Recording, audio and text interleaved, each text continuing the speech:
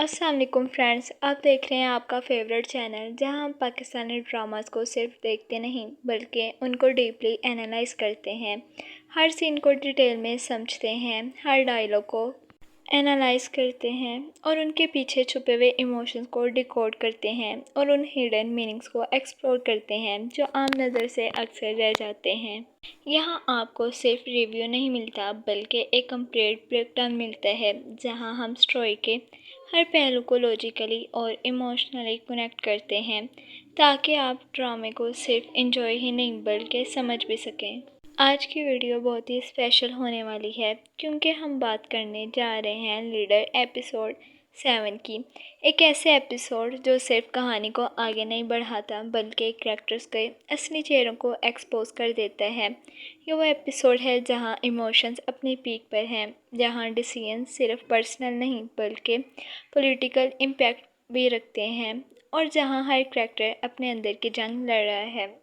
इस एपिसोड ने हमें ये भी दिखाया कि कैसे एक सिंपल सी लगने वाली स्टोरी आहिस्ता आहिस्ता एक कॉम्प्लेक्स वेब बन जाती है जहां सच और झूठ, पावर और मजबूरी और लव और कंट्रोल एक दूसरे से टकराते हैं। इस एपिसोड में हमें बहुत कुछ देखने को मिला। रबाब के ज़िंदगी के वो डिसीजंस जो उस पर ज़बरदस्ती थोपे जा रहे हैं, जहां उसकी अपनी मर्जी कहीं खो सी जाती है। मंसूर का कैरेक्टर जो आहिस्ता आहिस्ता एक स्ट्रॉन्ग लीडर के तौर पर उभर कर सामने आ रहा है, जहां वो सिर्फ अपनी ज़िंदगी नहीं बल्कि दूसरों के लिए भी स्टैंड लेना सीख रहा है। स्टूडेंट प्रोटेस्ट का पावरफुल सीक्वेंस जहां यूथ का जज्बा और सिस्टम का प्रेशर आमने सामने नज़र आता है और सबसे बड़ा ट्विस्ट रबाब की डबल आइडेंटिटी जो पूरी स्टोरी को एक नई डायरेक्शन दे देती है और ऑडियंस को सोचने पर मजबूर कर देती है कि असल सच क्या है। तो दोस्तों, ये एपिसोड सिर्फ एक नॉर्मल एपिसोड नहीं था बल्कि एक टर्निंग पॉइंट था जहाँ से कहानी का डायरेक्शन कम्प्लीटली चेंज होता नज़र आ रहा है। हर सीन में सीक्वेंस, हर डायलॉग में डेप्थ और हर कैरेक्टर के एक्शन के पीछे एक हिडन मोटिव नज़र आता है। तो चलिए बिना वक्त ज़ाया करें शुरू करते हैं आज के डिटेल रिव्यू, जहां हम इस एपिसोड के हर इम्पोर्टेंट मोमेंट को स्टेप बाय स्टेप ब्रेक करेंगे और समझेंगे कि असल में चल क्या रहा है। एपिसोड का स्टार्ट एक बहुत ही हैवी और मीनिंगफुल सीन से होते हैं जहां रुबाब की ज़िंदगी का सबसे इम्पोर्टेंट फैसला उसकी अपनी मर्ज़ी के बगैर लिए जा रहा है। ये वो मोमेंट है जहां ऑडियंस को फ़ौरन फील हो जाता है कि रुबाब सिर्फ एक करैक्टर नहीं बल्कि एक ऐसी लड़की है जो अपनी ही ज़िंदगी में कंट्रोल लॉस कर रही है। जब ये डायलॉग सुनने को मिलते हैं, रबाब ही पढ़ाई ख़त्म होते ही तुम दोनों की शादी हो जानी चाहिए, तो ये सिर्फ एक सिंपल रिश्ता फिक्स करने की बात नहीं लगती बल्कि ये एक पूरी सोच और माइंडसेट को रिफ्लेक्ट करता है। ऐसा लगता है कि रबाब की एजुकेशन सिर्फ एक फॉर्मल रिक्वायरमेंट थी, एक ऐसा फेस जो सिर्फ कंप्लीट करना था और अब उसके बाद उसकी ज़िंदगी का असली डायरेक्शन फैमिली डिसाइड करेगी। इस सीन में एक इमोशनल प्रेशर भी क्लियरली फील होते हैं जहां रबाब के ना तो ओपनली मना करने का स्पेस है और ना ही अपनी मर्जी एक्सप्रेस करने की आज़ादी। ये वो रियलिटी है जो सोसाइटी के कई हिस्सों में देखने को मिलती है जहां लड़की की individuality Aahista Aahista family expectations के नीचे दबा दी जाती है। इस पूरे स्टेप में एक बहुत इम्पोर्टेंट और इंटरेस्टिंग चीज़ सामने आती है। मंसूर को अभी तक रबाब की असल पहचान का पता नहीं होता। ये एलिमेंट स्टोरी को और भी कॉम्प्लेक्स बना देता है क्योंकि ऑडियंस जानती है कि ये सच जब सामने आएगा तो सिर्फ एक रिवील नहीं होगा बल्कि एक इमोशनल एक्सप्लोजन होगा। ट्रस्ट, रिलेशनशिप और आइडेंटिटी सब एक ही वक्त में चैलेंज होंगे और ये बात क्लियर है कि ये सीक्रेट आगे चलकर कहानी का सबसे पावरफुल टर्निंग पॉइंट बन सकते हैं। इस तरह एपिसोड का ओपनिंग ही एक स्ट्रॉन्ग फाउंडेशन सेट करते हैं जहां से हमें अंदाज़ा हो जाता है कि आगे आने वाली स्टोरी सिर्फ सिंपल ड्रामा नहीं बल्कि इमोशंस, कंट्रोल और हिडन ट्रुथ का एक इंटेंस मिक्स होने वाली है। इस एपिसोड में एक और बहुत ही पावरफुल और दिल को छू लेने वाला डायलॉग सुनने को मिलते हैं जो पूरी स्टोरी का इमोशनल वेट और डेप्थ और ज़्यादा बढ़ा देते हैं। जब करैक्टर कहते हैं मेरा पूरा करियर बर्बाद हो गया, मेरा वालिद का कत्ल हुआ और मैं आज कैंटीन चला रहा हूँ, तो ये सिर्फ एक इंसान की पर्सनल ट्रेजेडी नहीं लगती, बल्कि ये एक पूरे सिस्टम की नाकामी और जुल्म की कहानी बयान करती है। इस एक डायलॉग के थ्रू हमें ये समझ आता है कि किस तरह एक टैलेंटेड और होपफुल इंसान की ज़िंदगी बिल्कुल उलट कर रख दी गई, जहाँ उसका फ्यूचर, उसके सपने और उसकी पहचान सब कुछ छीन लिया गया।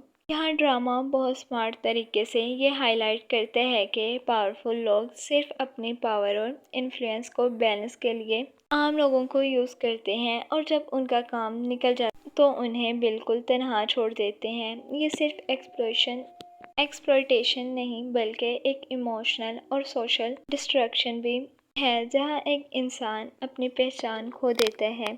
इस सीन का इमोशनल इम्पैक्ट बहुत स्ट्रॉन्ग है, क्योंकि ये ऑडियंस को सिर्फ स्टोरी देखने पर मजबूर नहीं करता, बल्कि उन्हें सोचने पर भी मजबूर करता है कि असल ज़िंदगी में भी ऐसे कितने लोग होंगे जो इसी तरह सिस्टम का शिकार होकर अपनी असल जगह से गिर चुके हैं। ये मोमेंट ड्रामे के कोर थीम को और ज़्यादा क्लियर कर देते हैं। इंसाफ वर्सेस पावर। एक तरफ वो लोग हैं जो सच और इंसाफ के लिए लड़ते हैं, और दूसरी तरफ वो लोग जो अपनी पावर का मिसयूज़ करके सच को दबा देते हैं। इसी कॉन्फ्लिक्ट की वजह से स्टोरी इतनी इंगेजिंग और इम्पैक्टफुल बन जाती है, क्योंकि ये सिर्फ फिक्शन नहीं लगती, बल्कि रियलिटी का एक आईना महसूस होती है। आसिफ का डिसीजन इस एपिसोड में बिल्कुल क्लियर और स्ट्रिक्ट नज़र आते हैं, जब वो सीधा कह देता है मंगनी नहीं सीधा शादी। ये लाइन सुनते ही स्टोरी का टोन और ज़्यादा सीरियस और इंटेंस हो जाता है, क्योंकि यहाँ पर कोई इमोशनल सॉफ्टनेस या फ्लेक्सिबिलिटी नहीं दिखाई जाती, बल्कि एक डायरेक्ट और फोर्सफुल अप्रोच सामने आती है। ऑडियंस के लिए ये सवाल नेचुरली अराइज होते हैं कि इतनी जल्दी और इतनी इमरजेंसी क्यों है। आखिर ऐसा क्या है कि आसिफ ट्रेडिशनल प्रोसेस को स्किप करके सीधा शादी तक जाना चाहते हैं? इसका जवाब ड्रामा बहुत सिंपल लेकिन बहुत पावरफुल तरीके से हिंट करते हैं। कंट्रोल। जब किसी इंसान का मकसद सिर्फ अपनी मर्ज़ी चलाना होते हैं, तो वो प्रोसेस या कॉन्सेंट को इम्पोर्टेंस नहीं देता, बल्कि सिर्फ रिजल्ट पर फोकस करते हैं। आसिफ के केस में भी यही मेंटालिटी नज़र आती है कि वो सिचुएशन को स्लोली हैंडल करने के बजाय जल्दी से फाइनल डिसीजन इम्पोज करना चाहते हैं, ताकि किसी को सोचने या रिएक्ट करने का मौका ही ना मिले। और यहाँ सबसे इम्पोर्टेंट पॉइंट ये है कि अरबाब के पास प्रैक्टिकली कोई रियल चॉइस नज़र नहीं आती। वो एक ऐसे प्रेशर में है जहाँ उसकी मर्ज़ी सेकेंडरी हो चुकी है और डिसीजंस उसके लिए ऑलरेडी डिफ़ाइन किए जा चुके हैं। ये सिचुएशन उसके करैक्टर को और ज़्यादा वल्नरेबल बना देती है, और ऑडियंस को ये फील होता है कि वो एक ऐसे सिस्टम में फंस चुकी है जहाँ से निकलना आसान नहीं। इसी वजह से ये सीन सिर्फ एक डायलॉग नहीं, बल्कि पावर और कंट्रोल के इम्बैलेंस का स्ट्रॉन्ग रिप्रेजेंटेशन बन जाता है, जो स्टोरी को और ज़्यादा ग्रिपिंग बना देता है। मंसूर का करैक्टर इस एपिसोड में वाकई एक स्ट्रॉन्ग और नोटिसेबल वे में शाइन करता है, जहां वो सिर्फ एक काम स्टूडेंट की तरह नहीं, बल्कि एक एक्टिव ऑर्गेनाइज़र और लीडर के रूप में सामने आते हैं। उसकी पर्सनैलिटी में ये बात क्लियर होती है कि वो सिर्फ बातों तक लिमिटेड नहीं, बल्कि प्रैक्टिकल एक्शन लेने वाला इंसान है, जो सिचुएशन को ऑब्जर्व करके उसे चेंज करने की कोशिश करते हैं। इस एपिसोड में हम देखते हैं कि वो पहले से ज़्यादा फोकस्ड और डिटरमाइंड नज़र आते हैं, जहां उसका पूरा फोकस सिर्फ अपनी ज़िंदगी पर नहीं, बल्कि स्टूडेंट्स के कलेक्टिव इशू पर होते हैं। वो बस अरेंज करने जैसा रिस्पॉन्सिबल काम हैंडल करते हैं, जो ये शो करते हैं कि उसमें प्लानिंग और एग्जीक्यूशन दोनों स्किल्स मौजूद हैं। सिर्फ यही नहीं, बल्कि वो स्टूडेंट्स को मोबिलाइज कर रहा होते हैं, उन्हें एक प्लेटफॉर्म पर इकट्ठा कर रहा होते हैं और उनके अंदर अवेयरनेस पैदा कर रहा होते हैं कि उन्हें अपने हक के लिए खड़े होना चाहिए। ये चीज़ उसे एक फॉलोअर नहीं, बल्कि एक लीडर की पोजीशन पर ला खड़ा कर देती है। इसके साथ साथ मंसूर प्रोटेस्ट का पूरा प्लान भी डिज़ाइन कर रहा होता है, जो ये प्रूव करते हैं कि वो सिचुएशन को इमोशनल लेवल पर नहीं बल्कि स्ट्रेटजिक लेवल पर हैंडल कर रहा है। उसका ये अप्रोच शो करता है कि वो सिर्फ रिएक्शन देने वाला करैक्टर नहीं बल्कि एक्शन को शेप देने वाला इंसान है। इसी वजह से इस एपिसोड में उसकी पर्सनैलिटी और ज़्यादा स्ट्रॉन्ग फील होती है और ऑडियंस को क्लियरली समझ आता है कि वह एक नेचुरल लीडर बनने की तरफ रिपीटली ग्रो कर रहा है, जिसका इम्पैक्ट आने वाले एपिसोड्स में और ज़्यादा इंटेंस हो सकता है। लेकिन साथ ही वो एक रियलिस्टिक भी है। जब रबाब अपनी पूरी सिचुएशन मंसूर के सामने शेयर करती है तो उस वक्त का मोमेंट बहुत सेंसिटिव और इमोशनल होते हैं। रबाब एक्सपेक्ट कर रही है कि शायद मंसूर उसके स्पॉट में खड़ा होगा या उसे स्ट्रॉन्ग सल्यूशन देगा, लेकिन मंसूर का रिस्पॉन्स सबको थोड़ा सा शो कर देता है। जब वो कहता है उसे मंगनी कर लेनी चाहिए। पहली नज़र में ये लाइन सुनकर लगता है जैसे मंसूर ने हार मान ली हो या वो इमोशनली वीक हो गया हो, लेकिन असल में अगर उसकी सोच को गहराई से समझा जाए तो ये वीकनेस नहीं बल्कि एक हार्ड रियलिटी को एक्सेप्ट करने का एक्सप्रेशन है। मंसूर यहाँ इमोशंस की बजाय सिचुएशन को प्रैक्टिकल एंगल से देख रहा होता है। वो ये समझता है कि रुबाब अगर डायरेक्ट इनकार करती है तो उस पर प्रेशर और ज़्यादा बढ़ सकता है, उसकी फ्रीडम और चॉइसेस और भी रिस्ट्रिक्ट हो सकती हैं और उसकी ज़िंदगी एक और बड़ा इमोशन और सोशल कन्फ्लिक्ट फेस कर सकती है। इस सीन की सबसे स्ट्रॉन्ग बात यह है कि यहाँ पर लव और रियलिटी का क्लैश क्लियरली नज़र आता है। एक तरफ रबाब की एक्सपेक्टेशंस और इमोशनल होप होती हैं कि कोई उसकी साइड ले और उसे बचाए, लेकिन दूसरी तरफ मंसूर का लॉजिकल और प्रैक्टिकल माइंडसेट होता है जो सिर्फ इमोशंस पर नहीं बल्कि कॉन्सिक्वेंसेस पर फोकस करता है। ये डिफरेंस दोनों करैक्टर्स के बीच एक साइलेंट टेंशन क्रिएट करते हैं। इसी वजह से ये सीन बहुत डीप और इम्पैक्टफुल बन जाते हैं, क्योंकि यहाँ कोई क्लियर राइट या रॉन्ग आंसर नहीं होता, सिर्फ सिचुएशंस होती हैं जो डिसीजंस को शेप करती हैं। मंसूर का रिस्पॉन्स शायद हार्श लगता है, लेकिन उसके पीछे एक कंसर्न छुपा होता है कि रबाब को शॉर्ट टर्म इमोशन लाइफ की बजाय लॉन्ग टर्म सर्वाइवल को प्रायोरिटी देनी चाहिए। अब स्टोरी का टोन आहिस्ता आहिस्ता शिफ्ट होते हैं और फोकस प्रोटेस्ट और कलेक्टिव मूवमेंट की तरफ चला जाता है, जहां पूरी नैरेटिव एक इंडिविजुअल कॉन्फ्लिक्ट से निकलकर एक सोशल स्ट्रगल की तरफ मूव करती नज़र आती है। यहाँ हमें स्टूडेंट्स की तैयारी की डिटेल्ड प्रोसेस देखने को मिलता है, जो ये शो करते हैं कि ये कोई स्पॉन्टेनियस रिएक्शन नहीं बल्कि एक प्रॉपरली प्लान्ड और ऑर्गेनाइज्ड मूवमेंट है। हर चीज़ सिस्टमेटिकली हो रही होती है, जहाँ लोग अपनी रिस्पॉन्सिबिलिटीज़ डिवाइड कर रहे होते हैं और एक क्लियर स्ट्रक्चर के साथ आगे बढ़ रहे होते हैं। इस प्रिपरेशन में हम देखते हैं कि बसेस अरेंज की जा रही होती हैं, जो लोगों को एक जगह पर इकट्ठा करने का ज़रूरी हिस्सा होता है। साथ ही बैनर्स लगाए जा रहे होते हैं जो उनके डिमांड्स और मैसेज को इंडिविजुअली रिप्रेजेंट करते हैं। ये सिर्फ डेकोरेशन नहीं होता बल्कि एक सिंबॉलिक रिप्रेजेंटेशन होती है उनके आइडियोलॉजी और रेजिस्टेंस की। इसके अलावा ग्रुप्स भी डिवाइड किए जा रहे होते हैं, जो ये बताता है कि हर टीम को स्पेसिफिक काम असाइन किया गया है ताकि प्रोटेस्ट स्मूथली एग्जीक्यूट हो सके। ये तमाम चीज़ें मिलकर एक बात को बहुत क्लियर करती हैं कि ये सिर्फ इमोशन रिएक्शन नहीं बल्कि एक ऑर्गेनाइज्ड मूवमेंट है जो प्लानिंग और कोऑर्डिनेशन के साथ आगे बढ़ रहा है। और फिर जब सीन में नारा लगता है तो सिर्फ लफ्ज़ नहीं रहता बल्कि एक पावरफुल इमोशन बन जाता है। ये नारा उन सब जज्बों का रिप्रेजेंटेशन होता है जो स्टूडेंट्स के अंदर इकट्ठे हो चुके होते हैं, गुस्सा, उम्मीद, रेजिस्टेंस और चेंज की डिज़ायर। इस मोमेंट पर ड्रामा एक सिंबॉलिक पीक पर पहुंच जाते हैं, जहां ऑडियंस को ये फील होता है कि अब ये सिर्फ स्टोरी नहीं रही बल्कि एक मूवमेंट का स्टार्ट है जो सिस्टम को चैलेंज करने के लिए तैयार है। अथॉरिटीज़ पहले से ही अलर्ट मोड में आ चुकी होती हैं और सिचुएशन को कंट्रोल करने के लिए पुलिस को क्लियर इंस्ट्रक्शंस दे दी जाती हैं। इन पर सख्ती करो ये लाइन सिर्फ एक ऑर्डर नहीं होती बल्कि सिस्टम के उस रवैये को रिफ्लेक्ट करती हैं जहां हर प्रोटेस्ट को पहले ही थ्रेट समझ लिया जाता है बिना ये देखे कि उसके पीछे असल डिमांड्स क्या हैं। यहाँ से ड्रामा एक और इम्पोर्टेंट लेयर को एक्सपोज करते हैं जो अक्सर रियल लाइफ में भी देखी जाती हैं, पावर स्ट्रक्चर्स का डिफेंसिव बिहेवियर।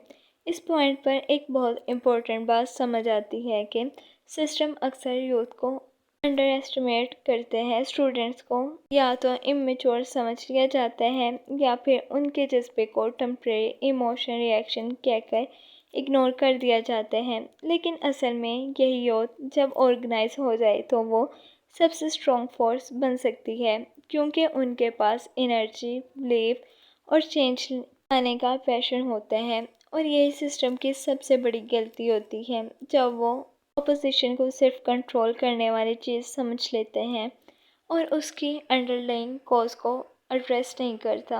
सख्ती से टेम्परेरी सिचुएशन को कंट्रोल तो किया जा सकता है लेकिन जो असली इशू होते हैं वो और ज़्यादा डीप हो जाते हैं।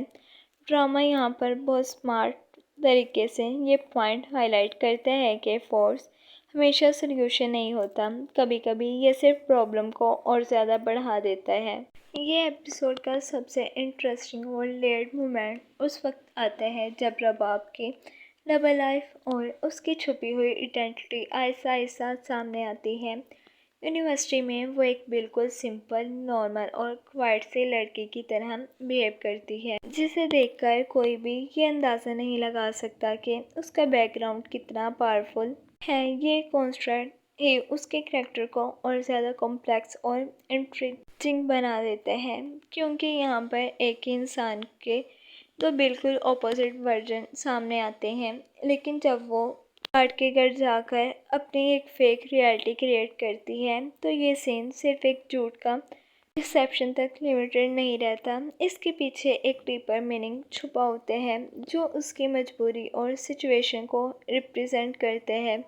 रबाब ये सब इसलिए नहीं कर रही कि वो किसी को बेवकूफ़ बनाना चाहती है बल्कि वो एक ऐसी दुनिया में सरवाइव करने की कोशिश कर रही है जहाँ उसकी असल आइडेंटिटी उसके लिए और ज़्यादा प्रॉब्लम्स क्रिएट कर सकती हैं। इस सीन को अगर गहराई से देखा जाए तो ये सिर्फ डिसेप्शन नहीं बल्कि एक सर्वाइवल स्ट्रेटजी है। रबाब अपनी असल पहचान को टेम्परेरी हाइड करके अपनी सेफ्टी और कंट्रोल को मेंटेन करने की कोशिश कर रही होती है। ये चीज़ उसके कैरेक्टर को नॉर्मली ब्लैक एंड वाइट नहीं रहने देती बल्कि उसे एक ग्रे जोन में ले आती है जहाँ हर डिसीजंस का रीज़न इमोशनल भी है और प्रैक्टिकल भी। यही वजह है कि ये मोमेंट बहुत सिंबॉलिक बन जाते हैं। ये दिखाता है कि कभी कभी लोग झूठ इसलिए नहीं बोलते कि वो बुरे हैं बल्कि इसलिए कि उनके पास सच बोलने की लग्जरी नहीं होती।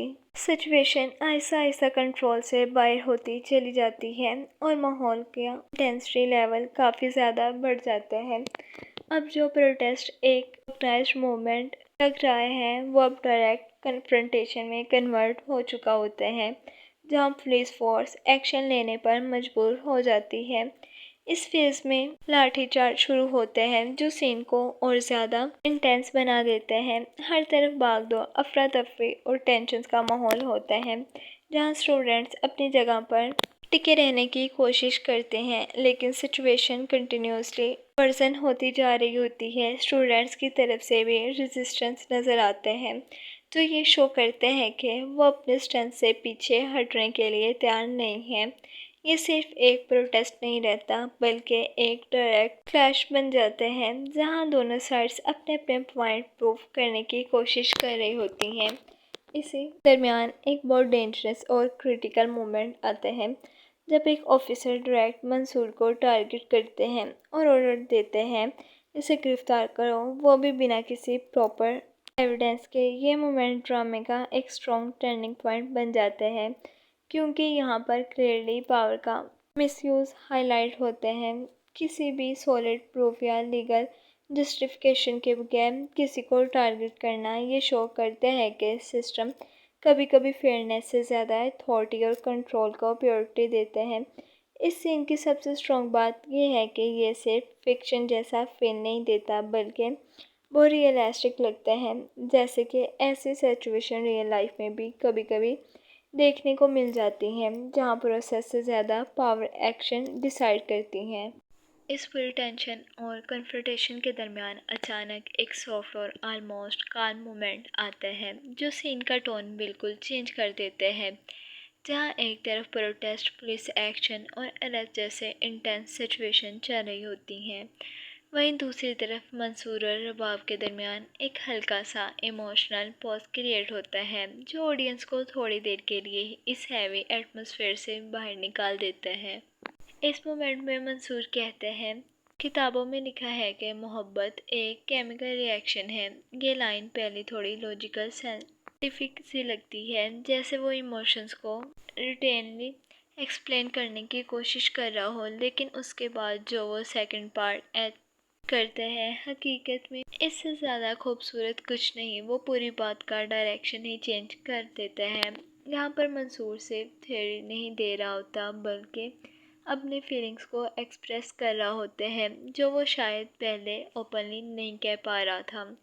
ये सीन इसलिए भी बहुत इम्पोर्टेंट हो जाता है क्योंकि ये सिर्फ रोमांस नहीं दिखाता, बल्कि एक इमोशनल कॉन्स्टेंट क्रिएट करते हैं। जहाँ बाहर दुनिया में जो कॉज है, वहीं अंदर एक सॉफ्ट कनेक्शन डेवलप हो रहा होते हैं। ये मोमेंट दोनों कैरेक्टर्स के दरमियान बॉन्ड को और ज़्यादा स्ट्रॉन्ग बना देते हैं और ऑडियंस को ये फील होता है कि इन सब प्रॉब्लम्स के बावजूद भी उनके बीच एक इमोशनल अटैचमेंट एग्जिस्ट करते हैं जो सिचुएशन से ज़्यादा पावरफुल है। और फिर एपिसोड का सबसे शॉकिंग और टर्निंग पॉइंट मोमेंट आता है रुबाब की एंगेजमेंट का रिवील। ये वो मोमेंट होता है जहाँ पूरी स्टोरी का टोन ही चेंज हो जाता है और ऑडियंस को एक अनएक्सपेक्टेड झटका मिलता है जो कैरेक्टर्स का अब तक रबाब को एक सिंपल और नॉर्मल स्ट्रगल करने वाले लड़के समझ रहे होते हैं, उनके लिए ये रियलिटी बिल्कुल उलट होती है। जब रबाब के दोस्तों को ये सच पता चलता है कि वो असल में गरीब नहीं है, बल्कि एक स्ट्रॉन्ग और प्रिविलेज बैकग्राउंड से बिलोंग करती है, तो उनका परसेप्शन उसके बारे में इंस्टेंटली चेंज हो जाते हैं। ऊपर से ये भी रिवील होता है कि उसकी माँ यहीं शहर में रहती है, जो पहले वाली स्टोरी से बिल्कुल ऑपोजिट पिक्चर प्रेजेंट करते हैं। और सबसे बड़ा शौक तब लगता है जब ये क्लियर होता है कि बाप की मंगनी ऑलरेडी फिक्स हो चुकी है। ये सिर्फ एक नॉर्मल ट्विस्ट नहीं है, बल्कि ये एक इमोशनल ब्रेकडाउन मोमेंट है जहाँ ट्रस्ट और परसेप्शन दोनों एक साथ डैमेज होते हैं। उसके दोस्तों के लिए रबाब की इमेज सिर्फ एक झूठ या मिसअंडरस्टैंडिंग नहीं रहती, बल्कि एक ऐसा कन्फ्यूजन बन जाती है जहां उन्हें समझ नहीं आता कि सच क्या था और झूठ क्या था।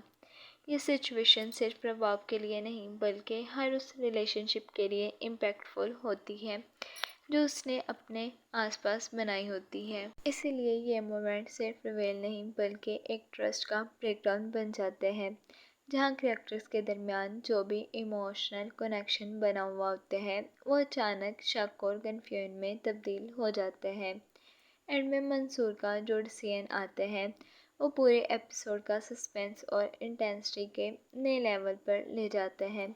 जब वो कहते हैं, यहाँ तक आए हैं तो अंदर जाकर सच देखते हैं, तो ये सिर्फ एक सिंपल लाइन नहीं होती, बल्कि एक बोल्ड डिसीजन होता है जो उसके कैरेक्टर की डिटर्मिनेशन और क्यूरियोसिटी दोनों को शो करते हैं। इस मोमेंट पर मंसूर रुकने या पीछे हटने के बजाय डायरेक्ट कन्फ्रंटेशन की तरफ बढ़ता है, जो ये इंडिकेट करते हैं कि अब वो हाफ इंफॉर्मेशन या र्यूमर्स पर डिपेंड नहीं करना चाहता, बल्कि खुद जाकर रियलिटी फेस करना चाहता है। ये एटीट्यूड उसके कैरेक्टर को और ज़्यादा स्ट्रॉन्ग और फेयरलेस बना देते हैं। ये लाइन नेक्स्ट एपिसोड के लिए बहुत स्ट्रॉन्ग हाइप क्रिएट करती है, क्योंकि ऑडियंस के माइंड में फ़ौरन सवाल आता है कि अंदर जाकर असल में क्या सामने आने वाला है। क्या सच रुबाब के बारे में और ज़्यादा शॉकिंग होगा? क्या कोई नया ट्विस्ट एक्सपोज होगा?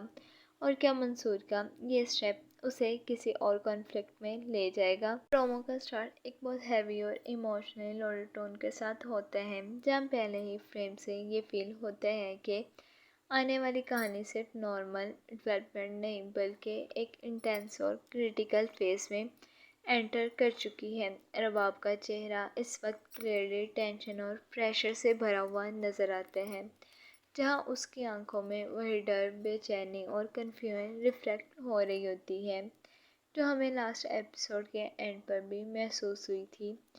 ये कंटिन्यूटी ये शो करती है कि उसकी इंटरनल स्ट्रगल ख़त्म नहीं हुई बल्कि और ज़्यादा डीपन हो गई है। इस मोमेंट को देखकर ये बात बिल्कुल क्लियर हो जाती है कि रबाब अब अपनी ज़िंदगी के सबसे डिफ़िकल्ट और इमोशनली ड्रेनिंग फेज़ में एंटर कर चुकी है। वो एक ऐसे पॉइंट पर खड़ी है जहाँ उसके पास क्लैरिटी कम और प्रेशर ज़्यादा है।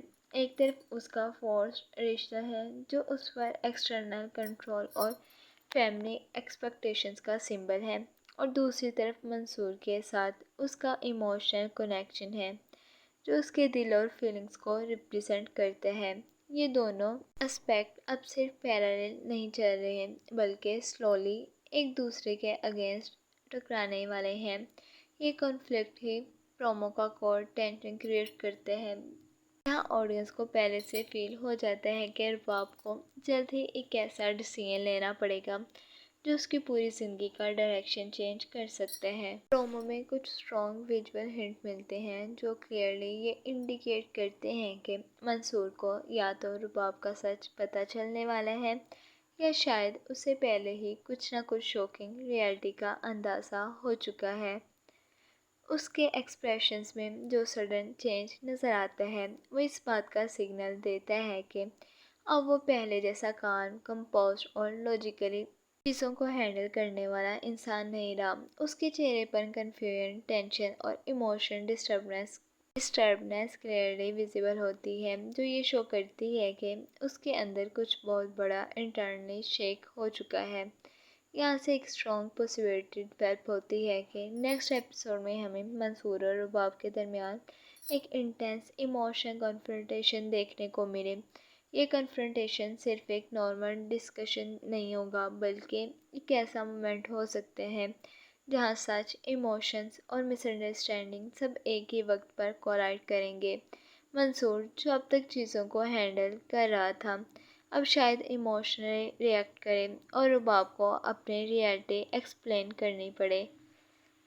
अगर ये कन्फ्रंटेशन वाकई होता है तो ये ड्रामे का सबसे इंटेंस और टर्निंग पॉइंट मोमेंट बन सकता है, जहाँ कैरेक्टर्स के रिलेशनशिप्स परमानेंटली चेंज हो सकते हैं, ऑडियंस के क्वेश्चंस क्रिएट होंगे और स्टोरी का सस्पेंस नेक्स्ट लेवल पर चला जाएगा। यहाँ पर एक और इम्पैक्टफुल एंगल सामने आता है जो पूरी स्टोरी को सिर्फ इमोशनल या पर्सनल लेवल तक लिमिटेड नहीं रखता बल्कि उसे डायरेक्ट पॉलिटिकल और पावर ड्राइवन कॉन्फ्लिक्ट में शिफ्ट कर देते हैं।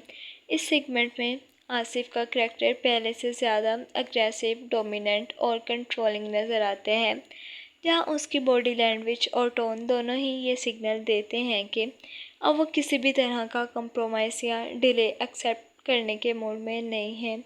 उसके डायलॉग और एक्सप्रेशंस ये बात क्लियर करते हैं कि उसका फोकस सिर्फ रिजल्ट पर है, प्रोसेस या लोगों के इमोशंस उसके लिए सेकेंडरी हो चुके हैं। वो चाहते हैं कि हर चीज़ बिल्कुल उसके प्लान के मुताबिक चले, बिना किसी इंटरप्शन या रेजिस्टेंस के।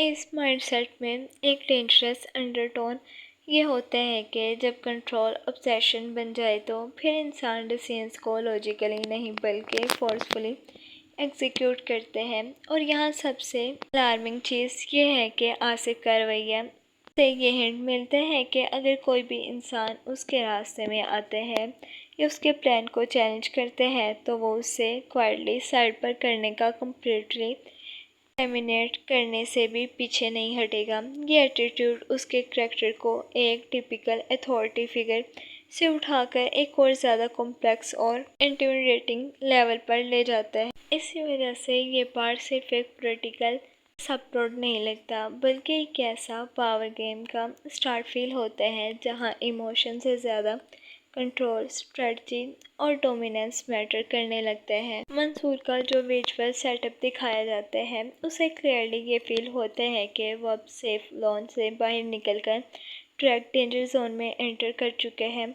उसके अराउंड का माहौल उस पर नज़र रखी जा रही है और अथॉरिटी से अग्रेसिव बिहेवियर ये सिग्नल देता है कि अब उसे सिर्फ एक स्टूडेंट या एक्टिविस्ट नहीं समझा जा रहा, बल्कि एक पोटेंशियल थ्रेट के तौर पर देखा जा रहा है। इस स्टेज पर पॉसिबिलिटीज़ काफ़ी सीरियस हो जाती हैं। या तो उस पर किसी भी तरह का फैब्रिकेटेड केस बनाकर लीगल प्रेशर क्रिएट किया जा सकते हैं, जहाँ उसे सिस्टम के अगेंस्ट खड़ा होने की सज़ा दी जाए, या फिर सिचुएशन और ज़्यादा एस्केलेट को होकर डायरेक्ट कॉन्फ्रंटेशन तक भी जा सकती है, जहां उसे फिजिकली टारगेट किया जाए। दोनों कैनरे से उसके करैक्टर के लिए एक्सट्रीमली रिस्की और लाइफ चेंजिंग है।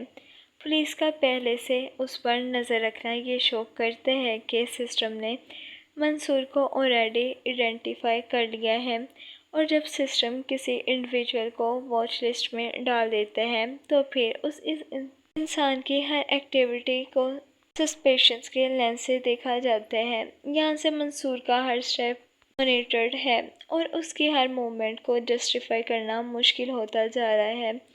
स्टूडेंट्स का जज्बा एक तरफ और सिस्टम की पावर दूसरी तरफ। टोमो का ये एंगल पूरी कहानी को एक क्लासिक कॉन्फ्रंटेशन में कन्वर्ट कर देते हैं, जहाँ दोनों साइड्स अपने अपने एक्सट्रीम पर नज़र आती हैं। स्टूडेंट्स के चेहरों पर डिटर्मिनेशन, एनर्जी और चेंज लाने का जुनून क्लियरली विजिबल होते हैं, जो ये शो करते हैं कि वो सिर्फ नॉइस नहीं बल्कि एक पर्पस के साथ खड़े हैं।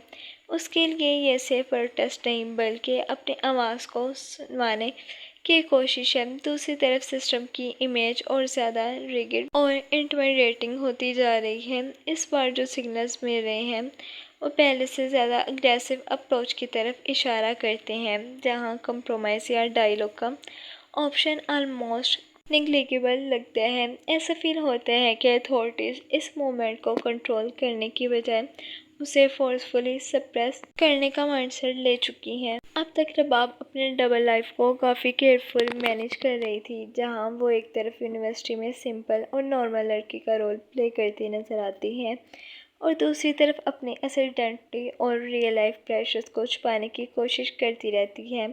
लेकिन प्रोमो देखकर जो क्लियर हिंट मिलता है वो ये है कि अब ये बैलेंस ज़्यादा देर तक सस्टेन नहीं रहने वाला। ये जो मास्क है वो ऐसा ऐसा क्रैक होता हुआ नज़र आ रहा है। हर सीन और एक्सप्रेशन ये सिग्नल देता है कि बाप के झूठ और हिडन ट्रुथ का सरफेस पर आने वाले हैं। ये सिर्फ एक एक्सीडेंटल एक्सपो नहीं लगता, बल्कि एक ऐसा बिल्डअप है जहाँ सिचुएशन खुद उसे एक्सपोज करने की तरफ जा रही है। और जब एक झूठ का चैन टूटता होता है तो फिर उसके बाद हर चीज़ रिपीटली कोलैप्स होती है। इस पॉइंट पर सबसे बड़ा और इमोशनली हैवी सवाल ये है कि जब मंसूर को सच पता चलेगा तो वो रिएक्ट कैसे करेगा। ये क्वेश्चन ही पूरी स्टोरी का इमोशनल कोर बन जाता है, क्योंकि मंसूर और रबाब का कनेक्शन सिर्फ कैजुअल नहीं बल्कि ट्रस्ट और इमोशंस पर बेस्ड है। अगर सच अचानक सामने आते हैं तो मंसूर का रिएक्शन सिर्फ एंगर का डिसअपॉइंटमेंट तक लिमिटेड नहीं होगा, बल्कि उसका पूरा परसेप्शन रबाब के बारे में चेंज हो सकते हैं। और यही चीज़ अपकमिंग एपिसोड्स को और ज़्यादा अनप्रिडिक्टेबल और इंटेंस बना देती हैं। सबसे इंटरेस्टिंग और इमोशनली कॉम्प्लेक्स कॉन्फ्लिक्ट यहाँ लव वर्सेस रियलिटी का है, जो पूरी स्टोरी को एक डीपर लेवल पर ले जाते हैं। रबाब और मंसूर के दरमियान जो कनेक्शन डेवलप हुआ है वो क्लियरली स्ट्रॉन्ग है।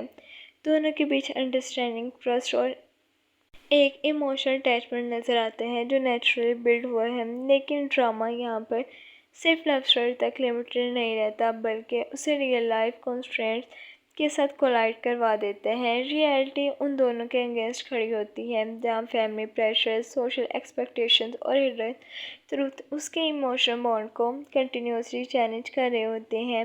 ये वो स्टेज है जहाँ फीलिंग्स और फैक्ट एक ही फ्रेम में सरवाइव नहीं कर पाते। जितना स्ट्रॉन्ग उनका कनेक्शन होते हैं, उतनी ही हार्ड रियलिटी उनके डिसीजंस को टेस्ट करती है। इसी टेंशन की वजह से ऑडियंस को ये फील होता है कि अब सिर्फ प्यार काफ़ी नहीं है, बल्कि हर स्टेप पर सेक्रीफाइस, कंप्रोमाइज़ और ट्रुथ का सामना करना पड़ेगा। ये कॉन्फ्लिक्टेड ड्रामे को सिंपल रोमांटिक एंगल से उतारकर इंटेंस इमोशनल स्ट्रगल में कन्वर्ट करते हैं, जहाँ दोनों कैरेक्टर्स अपनी फीलिंग्स और रियल वर्ल्ड के दरमियान फंस चुके हैं। ये सबसे क्रिटिकल क्वेश्चन है, क्योंकि मंसूर अब डायरेक्ट सिस्टम के ब्रदर पर आ चुके हैं। उसकी सेफ्टी अब ग्रांटेड नहीं लगती और यही चीज़ टेंशन को पीक पर ले जाती है। और ओवरऑल अगर सबको कंबाइन किया जाए तो आपकी प्रिडिक्शन बिल्कुल वेल लगती है। नेक्स्ट एपिसोड में एक major confrontation almost certain feel होते हैं, जहाँ इमोशंस, पॉलिटिक्स और पर्सनल थ्रॉट सब एक ही वक्त पर कोलाइड करेंगे। क्या रुबाब सच बताएगी? इसका आंसर लाइकली प्रेशर सिचुएशन पर डिपेंड करेगा। अगर सिचुएशन एस्केलेट होती है तो सच फर्स्ट रिवील भी हो सकता है, वरना रुबाब अभी भी डिले करने की कोशिश कर सकती है, क्योंकि उसके पास कॉन्सिक्वेंसेस का डर है। क्या मंसूर उसे माफ़ करेगा? ये सबसे इमोशनल और अनप्रिडिक्टेबल पॉइंट है। मंसूर का करैक्टर आइडियलिस्टिक भी है और प्रैक्टिकल भी। अगर उसे लगा कि रुबाब ने जानबूझकर धोखा दिया है तो रिएक्शन टफ हो सकते हैं, लेकिन अगर वो उसकी मजबूरी समझ लेता है तो माफ़ी और अंडरस्टैंडिंग का एंगल भी डेवलप हो सकते हैं। असल में नेक्स्ट एपिसोड का कोर यही होगा कि ट्रूथ वर्सेस इमोशंस कैसे बैलेंस होते हैं, और इसी टेंशन की वजह से स्टोरी का नेक्स्ट फेज और ज़्यादा इंटेंस होने वाला है, जहाँ हर डिसीजन इरिविजिबल फील हो सकता है। इस एपिसोड ने हमें असल में 3 बहुत इंपॉर्टेंट और डीपली कनेक्टेड चीज़ें समझाई हैं, जो पूरी स्टोरी का कोर भी डिफाइन करती हैं। पहली चीज़ ये है कि पावर हमेशा ट्रुथ को कंट्रोल करना चाहती है। दूसरी इम्पोर्टेंट चीज़ ये है कि लव और रियलिटी अक्सर ऑपोजिट डायरेक्शंस में होते हैं। बाबर मंसूर का कनेक्शन इमोशनल लेवल पर स्ट्रॉन्ग है, लेकिन जब real life pressures, family decisions और सोशल कॉन्स्ट्रेंट्स सामने आते हैं तो फीलिंग्स और रियलिटी एक दूसरे के अगेंस्ट खड़े हो जाते हैं। तीसरी और सबसे इंटरेस्टिंग बात यह है कि हर इंसान एक मास्क पहने होते हैं। हर करैक्टर अपनी असली आइडेंटिटी, इंटेंशंस या वीकनेस को छुपाने की कोशिश कर रहा होते हैं। तो दोस्तों, आपका क्या ख्याल है? क्या रुबाब सच बताएगी या फिर सिचुएशंस उसे मजबूर करेगी? क्या मंसूर उसे समझकर माफ़ करेगा या ट्रस्ट ब्रेक हो जाएगा?